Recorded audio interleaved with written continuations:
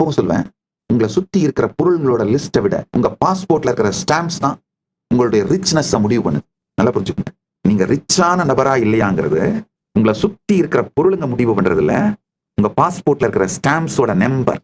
அதாவது எவ்வளவு டிராவல் பண்ணியிருக்கீங்க, உங்க நேரத்தை எல்லாம் செலவு பண்ணி உழைச்சி பணமாக்கி அது மூலமா பொருளா வாங்கி உங்களை சுத்தி அடிக்கிறது வெறும் போர் அடிக்கிற ஒரு டயர்டான, அதுலயும் பெரும்பாலான நேரத்துல தேவையில்லாத லோனை வாங்கி தேவையில்லாத பொருட்களை வாங்கி உங்களுக்கு பிடிக்கவே பிடிக்காத ஆளுங்களை இம்ப்ரெஸ் பண்ண முயற்சி பண்ணி இந்த சூழல்ல தான் சிக்கிட்டு இருப்பீங்க.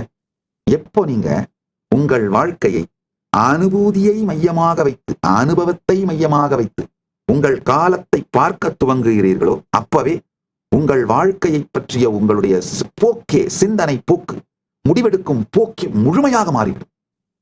அனுபவங்களை சார்ந்த அனுபவங்களை கொடுத்து உங்களை முதிர்ச்சி அடைய செய்கின்ற, முழுமை அடைய செய்கின்ற அது மாதிரியான படிப்பு, அது மாதிரியான வேலை, அது மாதிரியான லைஃப், இதையெல்லாம் செய்ய ஆரம்பிச்சிருவீங்க.